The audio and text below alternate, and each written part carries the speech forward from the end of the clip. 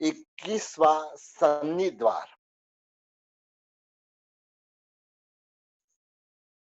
Actually हमने चौथा द्वार जो संज्ञा द्वार देखा। संज्ञा द्वार और संगनी द्वार। संज्ञा में आहार संज्ञा, भय संज्ञा, यानी हमारी अनेक प्रकार की जो इच्छा, अभिलाषा, वह संज्ञा द्वार में आया। अब जो 21वां जो सन्नी द्वार है, मतलब उसकी शुरुआत करते हैं। संज्ञा यानी क्या मतलब? जिस विशेष ज्ञान के कारण इष्ट में प्रवृत्ति और अनिष्ट से निवृत्ति होना, उसे संज्ञा कहते हैं। जिसमें हमारी जो इष्ट वस्तु है उसमें प्रवृत्ति करना और अनिष्ट से निवृत्त होना, इसका नाम है संज्ञा। यहाँ संज्ञा 3 प्रकार की है। पहली दो संज्ञा है वह व्यवहार की अपेक्षा, ये हमारी सांसारिक अपेक्षा से है, मतलब यानी इष्ट में प्रवृत्ति, जो हमारी प्रिय वस्तु है उसमें प्रवृत्ति करना, और अनिष्ट यानी अप्रिय में से निवृत्त होना। और जो अंतिम तीसरी संज्ञा है, मतलब वह अपने आत्मिक सुख के लिए यह संज्ञा है। मतलब इसमें आत्मिक सुख की अपेक्षा से प्रवृत्ति और निवृत्ति होती है। संज्ञा के कितने प्रकार है? मतलब हेतुवादोपदेशी संज्ञा पहली है, दीर्घकालिक की संज्ञा दूसरी है, और दृष्टिवादोपदेशी संज्ञा तीसरी है। हेतुवादोपदेशी की संज्ञा यानी क्या मतलब? यह संज्ञा वर्तमान के संदर्भ में चिंतन होता है, मतलब सिर्फ वर्तमान के संदर्भ में चिंतन होता है। वर्तमान कालीन सुख दुख की प्राप्ति का विचार होता है, मतलब इससे हेतुवादोपदेशी की संज्ञा कहते हैं। एक थोड़ा उदाहरण से समझेंगे कि जैसे चिमटी आदि जो जीव है, मतलब वह अग्नि का उपद्रव होता है, कभी जल का उपद्रव होता है, मतलब वहां से हटके अन्य स्थान पे चली जाती है, मतलब और सुखानुभूति करती है। लेकिन यह इतना नहीं सोचती कि मतलब मुझे यह जो उपद्रव हुआ है कल वापस वही हो सकता है, वापस वही स्थान पे दूसरी बार आते हैं। तो यह क्योंकि वर्तमान काल संबंधी, मतलब यह संज्ञा है जिसकी वजह से वर्तमान काल संबंधी जो सुख या दुख की प्राप्ति के लिए यह संज्ञा है, जिसमें भविष्य की कोई फिक्र नहीं होती। मतलब इस तरह से दीर्घकालिक संज्ञा, जिस संज्ञा में भूत, भविष्य और वर्तमान, ये तीनों काल को चिंतन होता है, यह दीर्घकालिक संज्ञा। हमारे मनुष्य जीवन में भी देखेंगे, मतलब कई लोगों का जीवन सिर्फ आज आया, जलसा करो, बस मौज करो, मतलब ऐसी परिस्थिति होती है। मतलब कल का विचार नहीं करेंगे, और जैसे आज जो परिस्थिति चल रही है, यदि जो कल का विचार नहीं करने वाले की तो हालत खराब हो गई। मतलब तो इस तरह से यहाँ तो मतलब एग्जाम्पल के तौर पे समझाया, हमको कौन सी संज्ञा रहती है वो आगे बताएंगे। दीर्घकालिक संज्ञा किन जीवों में पाई जाती है? मतलब दीर्घकालिक संज्ञा जिसमें मनोबल है, यानी मन रूपी प्राण है, मतलब जिसमें वह जीवों में पाई जाती है। दृष्टिवादो पदेशी संज्ञा को क्या किसके कहते हैं? मतलब कि जिस संज्ञा में मतलब आत्मा के हित और अहित, सुगति और दुर्गति का विचार होता है, उसे दृष्टिवादोपदेशी संज्ञा कहते हैं। मतलब क्योंकि यह संज्ञा मतलब जीव के आत्मा के लिए मतलब विचार करने के लिए मजबूर करती है कि जो भी मैं कर रहा हूं उसमें मेरे आत्मा का हित है या नहीं है, मैं यह करने से दुर्गति में जाऊंगा या सुगति में जाऊंगा, इसका विचार जो जिसमें होता है वह दृष्टिवादोपदेशी की संज्ञा कहते हैं। यह संज्ञा किन जीव में पाई जाती है? यह जो संज्ञा है मतलब किन जीव में पाई जाती है? यह सिर्फ एक ही, मतलब पंचेंद्रिय गर्भज मनुष्य, वह भी पंचेंद्रिय जो 5 इंद्रिय वाला जो गर्भ से उत्पन्न हुआ मनुष्य में ही यह संज्ञा पाई जाती है। देव, नारक एवं गर्भज तिर्यंश, अभी हमको मतलब एक और एक एंगल से समझना है। मतलब देव, नारक एवं गर्भज तिर्यंश में सम्यक्त्व पाया जाता है, क्योंकि उनमें सम्यक्त्व है, देव में भी है, नारक में भी है, ऐसे कई सारे जीव है जो गर्भ तिर्यंश में भी है, जो सम्यक वाले हैं। तो वे तो क्या हिताहित का विचार नहीं करते क्या मतलब? तो उनमें क्यों दृष्टिवादोपदेश संज्ञा नहीं कही गई? क्योंकि खाली बताया कि खाली पंचेंद्रिय गर्भज मनुष्य को होती है, तो ये देवता को, नारकी को, मतलब गर्भ तिर्यंश को, मतलब यह दृष्टिवादोपदेश संज्ञा क्यों नहीं होती मतलब? तो इसका कारण ये कि ये मतलब कि सम्यक्त्व की अपेक्षा से चारों गति में दृष्टिवादों से पदेशी की संज्ञा पाई जाती, क्योंकि चारों गति में, नरक गति में भी सम्यक्त्व है, देव गति में भी सम्यक्त्व है, मनुष्य गति में और तिर्यंश गति में, चारों गति में होता है मतलब। लेकिन यहाँ पे मतलब हमको ये की समझना है कि दृष्टिवादों से पदेशी की संज्ञा यह कारण बताए, मतलब उसके हिसाब से मतलब देव और नारक को यह संज्ञा नहीं होती, खाली गर्भज मनुष्य को होती है। देव और नारक में सम्यक्त्व के कारण हे, ज्ञेय और उपादेय, यानी कौन सी वस्तु त्यागने योग्य है, कौन सी वस्तु आदरने योग्य है, कौन सी वस्तु जानने योग्य है, यह मतलब उसका ज्ञान होने पर भी, उनमें ज्ञान तो जरूर होता है मतलब, लेकिन वह तद अनुसार वह मतलब अपने आचरण में नहीं लाते मतलब। मालूम है कि यह आदर नहीं योग्य, मतलब नियम लेने जैसे है, मतलब सामयिक करने जैसे, परमात्मा की वाणी सुनते सामयिक करने जैसे ले, लेकिन वह अपने जीवन में वह सामयिक नहीं कर पाता है मतलब। अपने जीवन में कोई पचकान नहीं, रोज उपवास करते हैं मतलब देवता, मतलब कई दिनों तक हमने देखा, मतलब उनका जो आहार कितने सालों के बाद होता है मतलब, फिर भी वह उपवास का पचकान नहीं लेते, उपवास कर नहीं सकते मतलब। इसके लिए ये हे, ज्ञेय और उपादेय का ज्ञान होते होने पर भी मतलब उसके अपने आचरण में यह मतलब संपूर्ण त्याग या त्याग नहीं कर पाते। असा अतः मतलब दृष्टिवाद पदेशी की संज्ञा नहीं कही गई है मतलब। तो इस तरह से सम्यक्त्वी जो गर्भज मनुष्य ही, जो सम्यक्त्वी गर्भज मनुष्य ही अपना हिताहित का विचार कर सकता है मतलब, क्योंकि सर्ववृत्ति चारित्र भी वही ले सकता है मतलब। और द्वादशांगी का जो ज्ञान है, मतलब 12 अंक का जो ज्ञान है, मतलब वह ज्ञान प्राप्त कर आत्म कल्याण और मोक्ष मार्ग की साधना करता है। अतः उनमें दृष्टिवादों से प्रसन्ना कही गई है मतलब। और देव, नारक एवं गर्भ तिर्यंश उस भव में सर्ववृत्ति ग्रहण नहीं कर पाते हैं और मोक्ष प्राप्त करने में असमर्थ है। इस कारण से भी उनमें मतलब दृष्टिवादोपदेशी की संज्ञा नहीं कही गई, उनका अभाव होता है मतलब। अब मतलब पृथ्वी काय, अप काय, तेव काय, वाव काय, वनस्पति काय में पाई जाती है। क्योंकि अभी जीवों की अपेक्षा से, जो दंडक की अपेक्षा से, सब जीवों की अपेक्षा से उनमें कौन सी संज्ञा होती है? या पृथ्वी काय, अप काय, तेव काय, वाव काय और वनस्पति काय में एक भी संज्ञा नहीं होती, उनमें ये तीन में से एक भी संज्ञा नहीं होती, क्योंकि वह अभी का भी विचार, वर्तमान का भी विचार नहीं करते, भविष्य का भी विचार नहीं करते थे, और आत्मा का विचार का तो सवाल ही नहीं उठता है मतलब। एक इंद्रिय और विकलेंद्रिय में पूर्वोक्त गाथा में मतलब आहार आदि संज्ञा तो बताई गई थी। तो यहाँ मतलब विकलेंद्रिय में हेतुवादोपदेश संज्ञा कही है, और फिर असंग क्यों कहा है मतलब? वही कहते मतलब एक इंद्रिय में आहार आदि 10 संज्ञा होने पर भी वह अस्पष्ट होती है, मतलब स्पष्ट नहीं होती है। उनकी जो इच्छाएं मतलब वह अस्पष्ट होती है, इसके लिए उनको संज्ञा नहीं कही जाती, मतलब उनमें जरूर आहार की इच्छा होती है, लेकिन वह अस्पष्ट होने से मतलब। तो इस तरह से अभी गर्भ तिर्यंश देव और नारकी में कितनी संज्ञाएं पाई जाती है? गर्भ तिर्यंश देव और नारकी में दीर्घकालिक की संज्ञा, वह अपने भविष्य का, भूतकाल का, भूतकाल की अपेक्षा से भविष्य काल का विचार कर सकते हैं।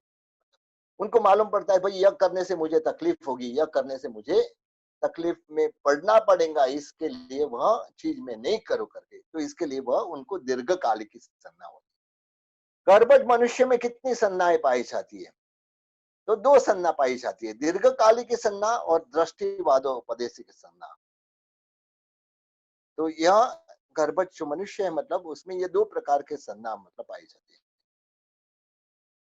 तीन काल का विचार करने वाले देवादि में एक दीर्घकालिक की संज्ञा कही गई है मतलब, परंतु वर्तमान काल विषय हेतुवादोपदेश संज्ञा भी हो सकती है। तो फिर यह दो संज्ञा क्यों देवों में नहीं की गई? मतलब एक हमको समझना है कि देवों को खाली एक ही संज्ञा बताई कि दीर्घकालिक की संज्ञा है मतलब। तो यहाँ हमको मतलब इसके बारे में क्लैरिफिकेशन देते हैं, मतलब कि जैसे कोई करोड़पति है, कोई करोड़पति है, तो उसके पास लाख रुपया भी होते हैं, मतलब तो उसको लखपति कहा जाता है या करोड़पति कहा जाता है? तो बोलता है लाखपति, हजारपति ऐसा हो सकता है, मतलब लेकिन वह करोड़पति जब गिना तो उसमें ऑटोमेटिकली लाख, लखपति, सहस्त्रपति वह सब उसमें समावेश हो गया। मतलब जैसे मतलब एक व्यक्ति ने मतलब कोई एक बड़ी डिग्री प्राप्त कर ली, मतलब एमकॉम की डिग्री प्राप्त कर ली, मतलब और वह एमकॉम में उत्तीर्ण हो गया, मतलब उसको यह पूछने की जरूरत नहीं भाई आपने मतलब बीकॉम किया है क्या, मतलब आपने एसएलसी पास की है क्या, मतलब नहीं पूछा जाता है, मतलब क्योंकि मालूम है भाई जिसने एमकॉम किया है मतलब एसएलसी पास करके ही मतलब आगे बढ़ता है, उसके आगे की डिग्री लेके भी मतलब वह आगे बढ़ता है। तो जिस तरह से मतलब हमको यह पूरा समझाते इसके लिए कि देवों में जो दीर्घकालिक की संज्ञा कही गई, मतलब इसका कारण यही है कि उनमें जो बाकी की संज्ञा है मतलब वह एकदम वो हो जाते हैं, उनके पास जो दीर्घकालिक की संज्ञा है तो बाकी की संज्ञा की कोई जरूरत उपयोग में नहीं आती। तो इस तरह से केवल ज्ञान, जैसे कि केवल ज्ञान में मति ज्ञान आदि सब ज्ञान का समावेश हो जाता है, मतलब यानी केवल ज्ञानी को ऐसा नहीं करना भाई उसमें मति ज्ञान है या नहीं, श्रुत ज्ञान है या नहीं, मतलब उनमें सब ज्ञान का समावेश हो जाता है। मतलब इस तरह से यह न्याय से मतलब दीर्घकालिक की संज्ञा में हेतुवादोपदेशी की संज्ञा का समावेश हो जाता है, इसके लिए अलग कथन नहीं किया है। मतलब अभी मनुष्य गति में कितनी संज्ञा पाई जाती है? मनुष्य गति में 3 संज्ञा, दीर्घकालिक की संज्ञा, दृष्टिवादोपदेशिक संज्ञा और असनी मनुष्य को जो असंग मतलब यानी मन रहित जो मनुष्य रहते उनमें मतलब हेतुवादोपदेशिक संज्ञा होती है। अब मतलब अकर्म भूमि और अंतर्द्वीप के जो मनुष्य होते हैं, यहाँ जो मनुष्य गति में मतलब तो बताया, लेकिन अकर्म भूमि और अंतर्द्वीप के मनुष्य में कितनी संज्ञा पाई जाती है? यहाँ सम्यक्त्व की अपेक्षा से दृष्टिवादोपदेशिक संज्ञा की व्याख्या की जाए तो वह तीनों संज्ञा पाई जाती है। मतलब लेकिन सर्ववृत्ति की अपेक्षा में से दृष्टिवादोपदेश की संज्ञा की व्याख्या की जाए तो वृत्ति का अभाव होने से हेतुवादोपदेश की संज्ञा एवं दीर्घकालिक, क्योंकि उनमें मतलब यदि सम्यक्त्व की अपेक्षा से देखे तो उनमें मतलब विचार आता है कि मैं मतलब क्या कर रहा हूँ, अच्छा कर रहा हूँ, बुरा कर रहा हूँ, लेकिन सम्यक्त्व की, लेकिन सर्ववृत्ति की अपेक्षा से देखा जाए कि सर्ववृत्ति, क्योंकि वह तो अकर्म भूमि के मनुष्य है, मतलब उनको सर्ववृत्ति का कोई लेने का मतलब कोई योग नहीं है, मतलब न तो सर्ववृत्ति ले सकते, इसके लिए मतलब यह वृत्ति का अभाव होने से उनको मतलब हेतुवादोपदेशी की संज्ञा और दीर्घकालिक की 2 ही संज्ञा बताई गई। तिर्यंश गति में कितनी संज्ञा पाई जाती है? तिर्यंश गति में भी यही 2 संज्ञा, हेतुवादोपदेशी की संज्ञा और दीर्घकालिक, क्योंकि तिर्यंश में मतलब ऐसे भी जीव है मतलब जो अभी के बारे में सोते हैं और आगे के बारे में भी सोते हैं। देव और नारक गति में कितनी संज्ञा पाई जाती है? देव और नारक में दीर्घकालिक की संज्ञा एक ही संज्ञा पाई जाती है। एक इंद्रिय में कितनी संज्ञा पाई जाती है? एक इंद्रिय सब जीव, एक इंद्रिय सब जीव संज्ञा के रहित होते हैं, उनको संज्ञा ही नहीं होती है। मतलब बेइंद्रिय, तेइंद्रिय, चौरिंद्रिय में कितनी संज्ञा पाई जाती है? उनको हेतुवादोपदेशी की संज्ञा। अभी के बारे में, वर्तमान काल के बारे में विचार करेंगे, मतलब आगे का विचार वे नहीं करेंगे। तो इस तरह से एक ही संज्ञा बताई। पंचेंद्रिय जीवों में कितनी संज्ञा पाई जाती है? पंचेंद्रिय जीवों में मनुष्य भी उसमें आ गए, जिसकी वजह से हेतुवादोपदेशी की संज्ञा, दीर्घकालिक की संज्ञा और दृष्टिवादोपदेशी की संज्ञा मनुष्य में रहती है। स्थावर में कितनी संज्ञा पाई जाती है? स्थावर संज्ञा रहित होते हैं, मतलब क्योंकि त्रस और स्थावर की अपेक्षा से हमको समझा रहे कि स्थावर जो रहते हैं वह संज्ञा रहित होते हैं। मतलब अब मतलब त्रस में कितनी संज्ञा पाए? त्रस में भी तीनों संज्ञा होती है, क्योंकि मनुष्य जिसमें आ जाते तो उसमें सब संज्ञा होती है। अभी पुरुष और स्त्री वेद में कितनी संज्ञा पाई जाती है? उनमें भी यह दीर्घकालिकी और दृष्टिवादोपदेशी की संज्ञा पाई जाती है। नपुंसक वेद में कितनी संज्ञा पाई जाती है? नपुंसक वेद में तिर्यंश भी आ गए, मतलब सावर भी आ गए, मतलब जैसे बेंद्रिय, तेंद्रिय, चौरिंद्रिय भी आ गए, जिसकी वजह से उनको तीनों संज्ञा पाई जाती है। अभी मतलब भव्य और अभव्य की अपेक्षा से मतलब कितनी संज्ञा पाई जाती है? भव्य जीव में कितनी संज्ञा पाई जाती है? 3 संज्ञा भव्य जीव में पाई जाती है। अभव्य जीव में 2 ही संज्ञा होती है, क्योंकि उनको मतलब दृष्टिवादोपदेश के संज्ञा का सवाल नहीं उठता है, उसके लिए उनको सिर्फ दो ही हेतुवादोपदेशिकी और दीर्घकालिक की संज्ञा। संज्ञी जीवों में कितनी संज्ञा पाई जाती है? उनमें भी दो ही संज्ञा, दीर्घकालिक की और दृष्टिवादोपदेशिकी संज्ञा। असन्निहित जीवों में कौन सी संज्ञा? क्योंकि मन नहीं है, मतलब उनको खाली हेतुवादोपदेशिकी, आपके वर्तमान के विचार की संज्ञा होती है। तीनों लोक में कितनी संज्ञा पाई जाती है? तीनों लोक में तीनों संज्ञा पाई जाती है। हेतुवादोपदेश की संज्ञा कितने गुणस्थानक, अभी गुणस्थानक की अपेक्षा से देखेंगे, हेतुवादोपदेश की संज्ञा कितने गुणस्थानक में पाई जाती है? ये प्रथम दो गुणस्थानक, पहला और दूसरा गुणस्थानक में पाई जाती है। दीर्घकालिक की संज्ञा कितने गुणस्थानक में पाई जाती है? वह मतलब पहले से 12वें गुणस्थानक तक, मतलब ये दीर्घकालिक की संज्ञा पाई जाती है। दृष्टवादोपदेश की संज्ञा कितने गुणस्थानक तक पाई जाती है? वह संज्ञा सम्यक जीवों में ज्ञानावरणी आदि कर्म का क्षय से प्राप्त होती है। अतः उनको मतलब सम्यक जीव को होता है, उसके लिए पहला सम्यक्त्व के लिए पहला गुण स्थानक है, चौथा गुण स्थानक। तो चौथा से लगा के 12वें गुण स्थानक तक पाई जाती है, क्योंकि 13वें और 14वें गुण स्थानक में केवल नान होने से वहां यह संज्ञा होती नहीं है। मतलब एक संज्ञा कितने दंडक में पाई जाती है? 18 दंडक में, मतलब देव के 13 दंडक, नार की विकलेंद्रिय त्रिक। तो इस तरह से एक संज्ञा सिर्फ यह सब दंडक में होती है। दो संज्ञा कितने दंडकों में पाई जाती है? एक ही दंडक में, गर्भज मनुष्य की मतलब। और तीन संज्ञा कितने दंडकों में पाई जाती है? एक भी दंडक में तीन संज्ञा नहीं पाई जाती है, क्योंकि हेतुवादोपदेश संज्ञा कितने दंडक में पाई जाती है? वह 3 दंडक में, विकलेंद्रिय त्रिक में। मतलब दीर्घकालिक संज्ञा कितने दंडक में पाई जाती है? तो वह 13 देव के, नारकी के, गर्भ तिर्यंश और मनुष्य, यहाँ 16 दंडक में पाई जाती है। दृष्टिवादोपदेश की संज्ञा कितने दंडक में पाई जाती है? सिर्फ एक ही दंडक, गर्भज मनुष्य के दंडक में पाई जाती है। अभी प्रत्येक और साधारण की अपेक्षा से देखेंगे, प्रत्येक जीव में कितनी संज्ञा पाई जाती है? तो वहां 3 संज्ञा पाई जाती है। साधारण जीवों में कितनी संज्ञा पाई जाती है? वहां पे भी असन्य होने से एक भी संज्ञा वहां नहीं होती, क्योंकि मन वाले को ही संज्ञा होती है, मतलब मन बिने वाले को संज्ञा नहीं होती, मतलब असन्य के हिसाब। मिथ्यात्व जीवों को कितनी संज्ञा पाई जाती है? उनको भी दो संज्ञा होती है, हेतुवादोपदेश की और दीर्घकालिक की संज्ञा। सम्यक्त्व जीवों को कितनी संज्ञा पाई जाती है? सम्यक्त्व जीवों में 3 संज्ञा होती है, लेकिन जैसे करोड़पति है वह लखपति सहस्त्रपति होता है, इस कारण से मतलब जहां दृष्टिवादोपदेश की संज्ञा है, मतलब उसको वर्तमान आदि तीनों काल का विचार की क्षमता होने से तीनों संज्ञा होती है। मतलब पर्याप्त अवस्था में कितनी संज्ञा पाई जाती है? 3 संज्ञा। अपर्याप्त अवस्था में कितनी संज्ञा पाई जाती है? हे ज्ञेय और उपाधि की अपेक्षा से दृष्टिवादोपदेश की संज्ञा अपर्याप्त अवस्था में नहीं होती है। सम्यक्त्व जीवों में दृष्टिवादोपदेशिक संज्ञा होती है।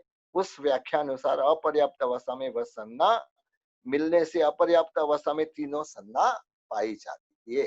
तो यहाँ अपना मतलब जो संज्ञा संधि का द्वार पूरा हुआ।